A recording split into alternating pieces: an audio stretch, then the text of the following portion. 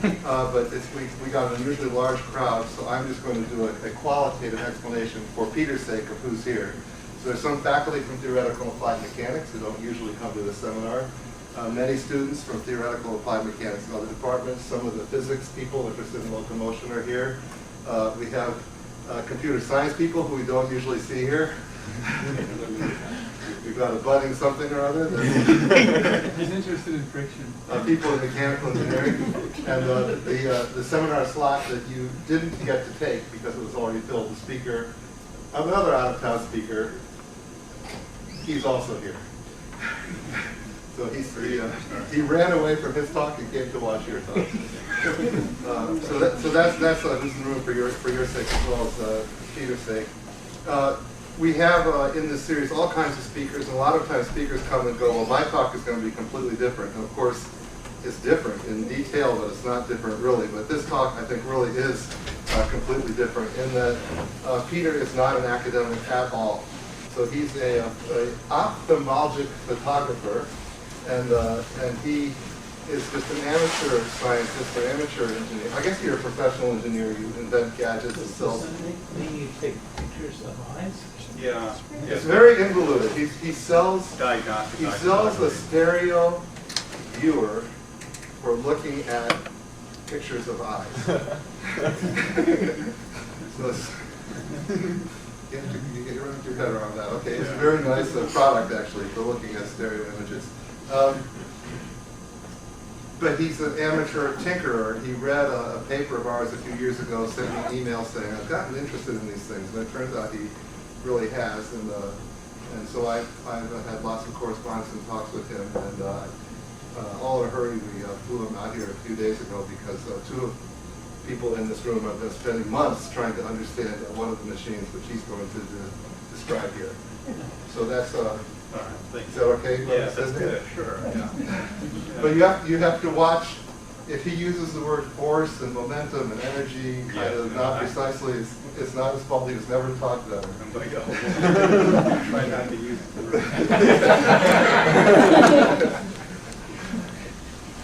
I think it looks better with the dark room. If anybody minds, you can sleep in peace.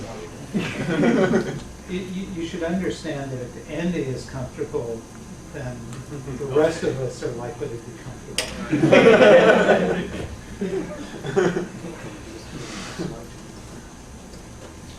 Yeah, as he said, I saw some basic paper about passive dynamic walking. That struck my interest in the whole field. Within that paper, this Tinker Toy walker was mentioned. You all are probably familiar with it. A passive device that can walk downhill but is not stable statically. I thought that was one of the coolest things I had seen. I'm a tinkerer, and I've done some clock repair, so I have some intuition about mechanical things. Probably not much more than that in terms of any real training, and no high-level mathematics at all. Next. So this is the early passive walking toy that I thought was very interesting. Walks down a ramp without any power. Andy kindly lent me this little video to show how it works. What intrigued me when I saw that was the contact path of the feet. The feet are sort of convex, and you go to the next one. I surmised that there was sort of a rolling contact on these convex surfaces as it moved along, and I thought, well, this is interesting. It would be possible for me to build a single-footed device that had that same contact path, but would roll all the time, exposing a new surface so it was rolling without friction, essentially. And it sort of describes what I was thinking in terms of a rocking motion. And on the right was just sort of my conceptual visualization of an evolution of how a two-footed walker could morph into a single-footed curved foot. Yeah, so this summarizes what I just said. So initially I thought, okay, this curved surface could be a single convex form, but with just playing with various forms, I tried to mimic a contact path that did not have scrubbing in a single spot, and so that it was always exposing fresh part of the form. So here are some iterations of various cardboard things that I made to experiment with that form. Initially I thought that I could do something with a ball that would roll inside here in a specific path that would cause it to upend, rotate on one end, and waddle back and forth in that way. Here's some sketches that I did of a foot idea where when the foot was rocked toward one end, it would cause a rotation on the central axle, and then the foot to rotate forward. And so with each lateral oscillation, it would cause the foot to proceed. And so this is just one of the first things I built, which I actuated by rocking the board and making it climb uphill. Works on that principle. So this is all a little bit old now, probably 3 years ago when I built this stuff. I guess I had a flurry of activity for several months when I was exploring this stuff. So these are just various views of the same action. It's walking uphill? Yeah, it's going uphill. What gives rise to the rolling motion? The fact that it gets up on one end of those paddle-like feet, and the ends of the paddle-like feet are convex, but only on the front half of the foot. Okay. And so here is just when I was playing with this, I took off the back foot and saw that I could passively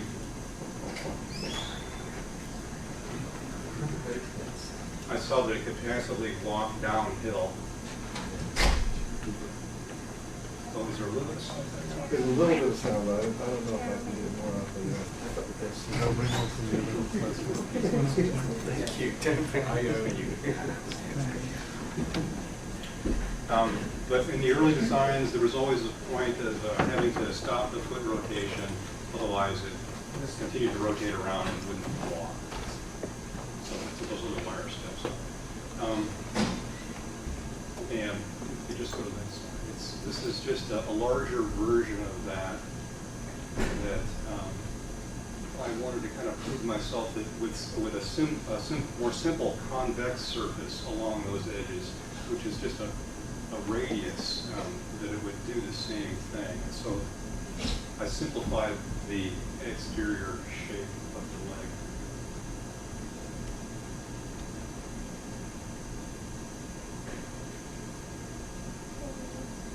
And, I was never quite sure that on the extremes of the rocking motion, whether it was continuously turning at the time that the rocker pivoted. My concept was that it could be frictionless if it was pure rolling. So I went from there and thought that maybe I could achieve this whole thing with just a single rocking foot. So this is just a sort of a simple convex piece of ABS pipe that I turned on a lathe to get a convex surface. It utilizes that counter-rotating arm to stop the rotation at a certain point.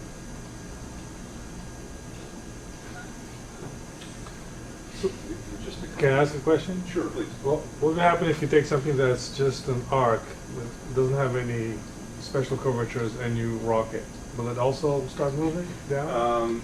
Not that I've seen, no. It seems to me that it has to have some freedom of rotation. Because I'm thinking in an extreme, if you just take something and randomly vibrate it along the board, it will also move down. Yes. Okay. So yeah. So how does it compare to, you know, to these basic modes of locomotion? I'm not quite sure. Some of these videos are maybe a little bit long.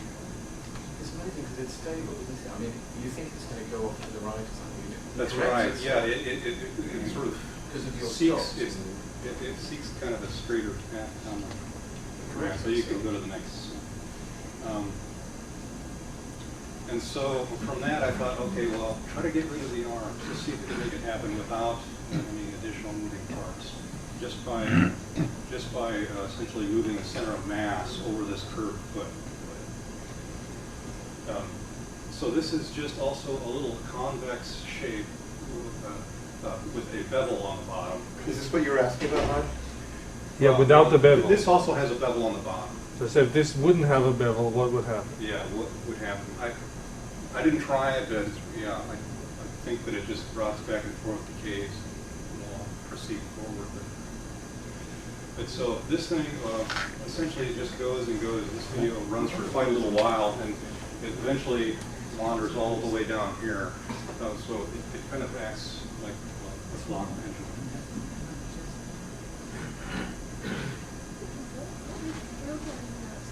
So yeah, that's just a very light, small piece of plumbing pipe again that has a convex surface turned up on the outside end. Yeah, what's interesting, right here it starts to deviate, but then it straightens out again. That's why I ran the video so long. What are those 1 inch, 1 centimeter squares?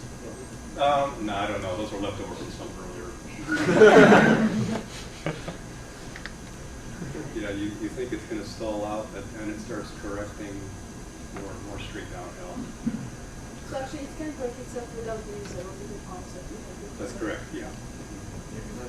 But Okay, and then here, this is synthesized maybe a little bit further, but it's the same concept. It's also a convex surface. the gravity is also keeping the limit cycle going. Can you translate that?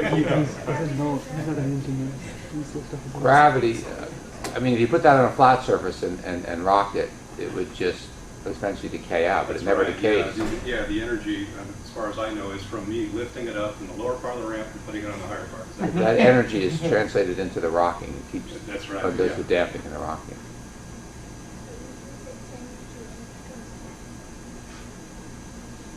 Is that angled like a cone, or is it just a straight cylinder? Like, is there a taper to it? This is not real precisely machined, but pretty much just a very slight radius. Yeah, if you looked at it from the side, you see light on either But side. if you took it symmetric, the shape is symmetric front and back, or not symmetric front and back? Yes. It is symmetric front Yeah, and back. this one is. But the mass is not symmetric front and back. That's right. Do you know if it will work as a cone? If it were I a don't cone? have that with. Would it work with a cone? Yeah. I don't believe unless the cone had a convex surface. Otherwise, I don't think there'd be any rotation.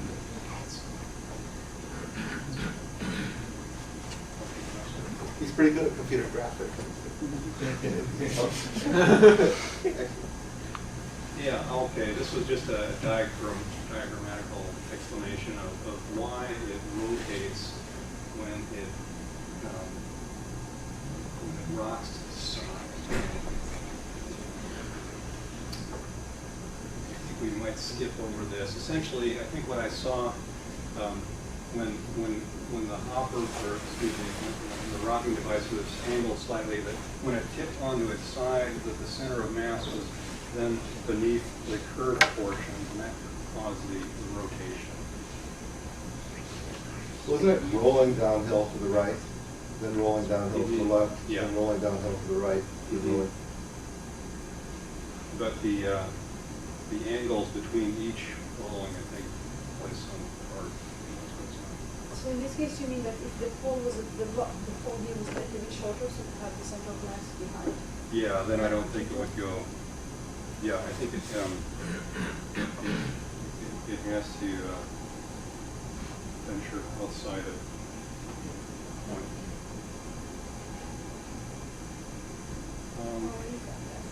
Yeah, this is just another version. You'll understand what I was doing here.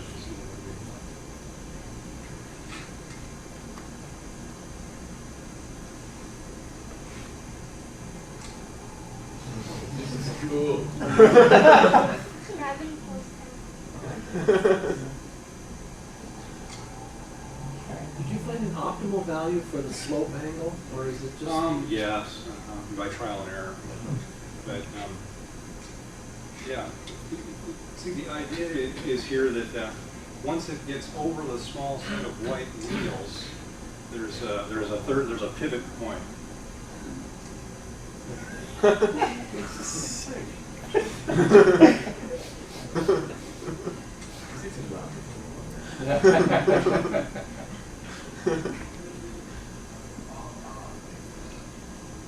right, this was summation. The second sort of question, or the thing that I'm interested in, is whether just friction alone is responsible for regulating the speed downhill.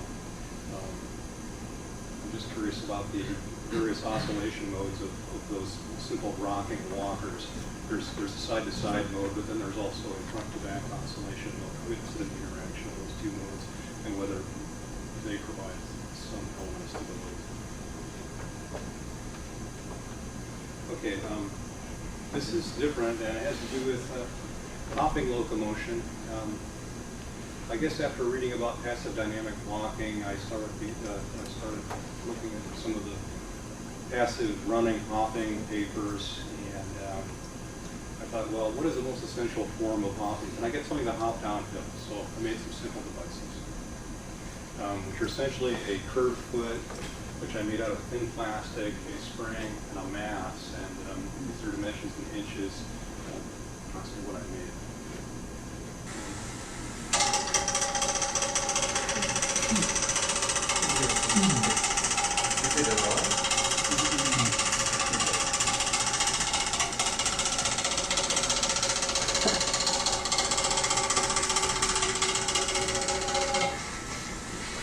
What's that noise in the background? Oh, it's just something now.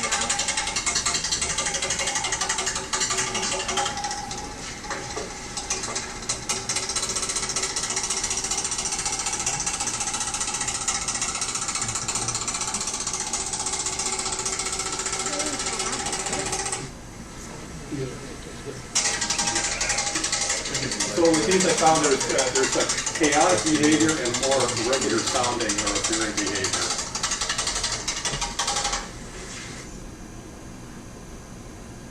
And this was just sort of an intuitive explanation to myself of how these things sort of self-right. I guess to most everybody it's obvious that if the foot has a radius sufficient diameter, then it will not fall over. But I was interested in conceptually the torque forces that are involved when the foot collides at a certain point, and the rotation of the mass in the direction.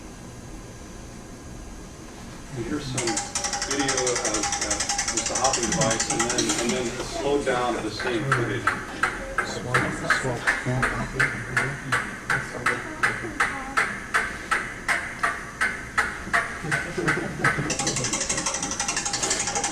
More of a chaotic run, and then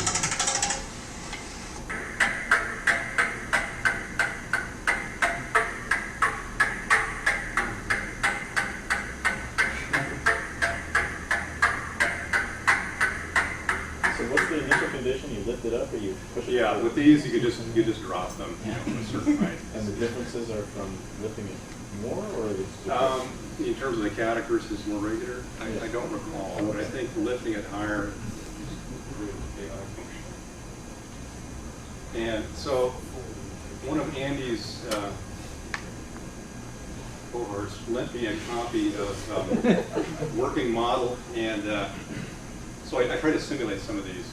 I've never really used the simulation program too much, but so I thought this is a fairly good approximation of one of the chaotic hops. So there's two spring dampers there and a sliding mass. torsion spring and compression spring. And the second one coming up. This one, the circle I consider to be the foot radius. And the circle in this one does not have much mass compared to that very small moving mass that you see there. And that one has only a single spring. And this looked interesting to me because it looked fairly repetitive in its cycle.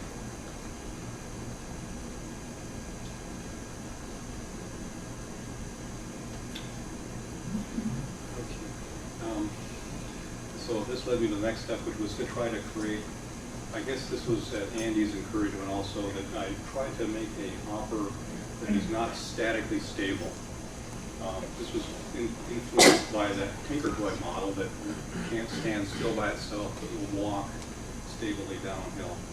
And I don't really have early pictures of the first versions of this, but I had a chopstick and some rubber bands. You can go to the next page. It's just sort of a rough illustration of what I made. And a rubber band suspension and a leg of a certain mass. I played around with the mass of the leg and to see what sort of lateral oscillation rates I can come up with versus vertical. And then this was also going to be a ramp device, and I toyed with the tension of the rubber bands on either side to see if I can get a bias to make it walk in one direction. This is not the very first one that I made, but it uses the rubber band principle. This one is statically stable. If I set that thing down, it would stand up on its own.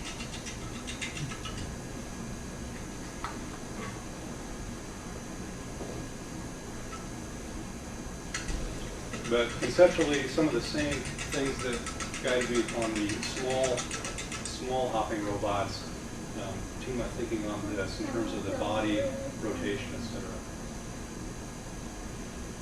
And so after that, various versions were thought of, and I came up with a way to eliminate the rubber bands because I could never tune things very well, have them hold up. So essentially came up with a leaf spring in between the leg and the body. And the clamps, etc. here were just sort of early, well, just mass distribution to try to figure out where this thing would. What's that pink thing? Oh, this is it's a wood clamp squeeze. Oh, yeah. So it's just these things. And so here's an early version of that.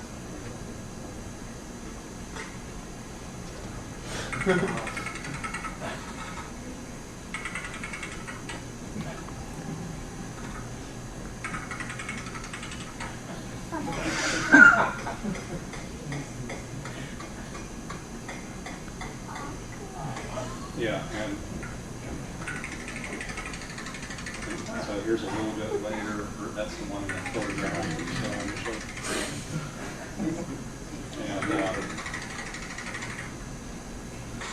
And as a photographer, I should have better photo equipment, but my wife has a nice camera that can do 60 frames per second, and so that's what I use to do these sort of high-speed pictures. Okay, and so there's more work on this. With a longer ramp, it would not go much further than about 3 feet. So I started working on the foot and the suspension again.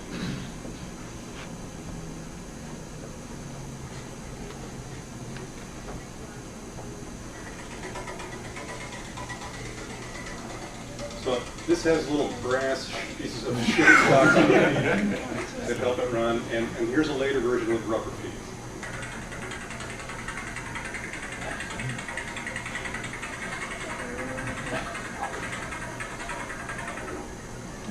Yeah, this is my basement, of course.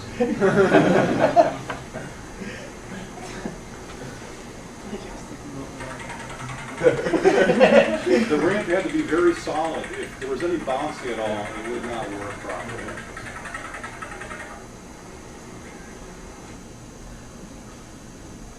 And so it was a little bit further high speed. And I had a very kind fellow come into my basement and also shoot some high-speed footage at 500 frames per second.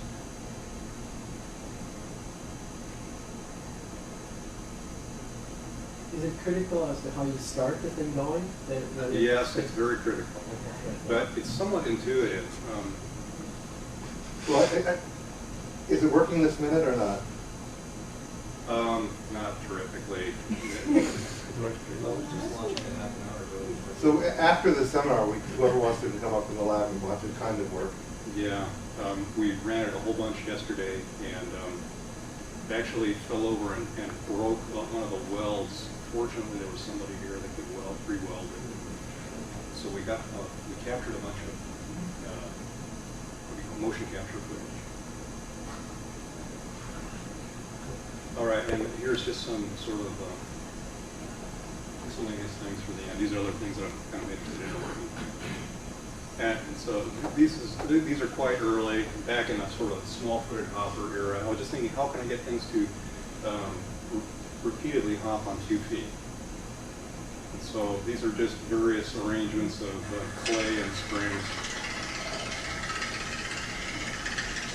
Yeah, I was never positive that the back foot was coming off the ground.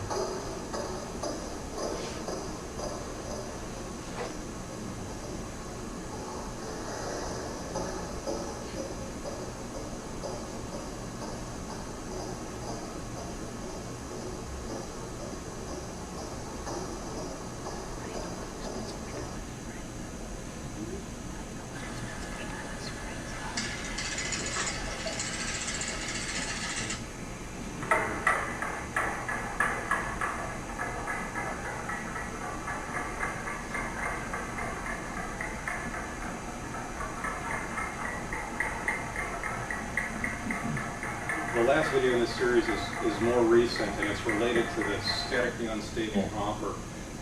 I just sort of made a two-legged version of it that I'm just pulling along. You know, it's not running by itself, but I think I've sort of figured out how it can sort of self-excite. So that's not close to stable. No. Yeah. And these are just some computer simulations of brachiation, or monkey egg swinging, which is very similar to some of the ramp locomotion. And so it's just a hinged arrangement with no spring but a mass in the center. And these are sort of essentially wheels that roll off of those little handholds. Oops. No, I started it again. Oh, okay. I've already seen it. Sure. I was trying to get an aerial phase to occur because it seems like that was interesting. And you don't need that middle hinge, Wow. is that right? That's correct. Yeah, there's one that runs without the middle hinge, and here's one that, in the long term, was not stable, but I wanted to try to attach a longer body to kind of mimic natural motion. And this one is a little hard to see, but this is a single piece device that has little mechanical catches. When it rotates up to a certain point, by gravity, this falls down and slides off, and so it has a little release, aerial. And this next one is the final device. Notice how that little catch works there. And you'll see another picture of it. I wanted to figure out a way for passive grip and release of a round handhold, which seemed really to be much more of the way things work in nature. And so this is strictly passive with no damping or spring in the center position. So it's strictly latching and unlatching. How did you determine the spacing between the places where everything latches? Was that trial and error? Or did you... In a way, yeah. I knew that there was. Yeah, there's again, let's see, even those handholds are rollers. And this is working model? Working. Keeps you out of your basement. Yeah, I can do some of the work here first. Yeah. So I do want to make this one because I think it'd just be a very entertaining toy. Can you change the length of the pendulum? Can you change the pitch of the grass? So by actuating your center of mass, can you? I haven't tried by actuating the center. Yeah, so then you can try to grip, branches at different distances based on how you swing. Yeah. I've heard people describe that. I guess I'm not interested in actuating anything. So. That's very noble. You're fine. Thank you very much.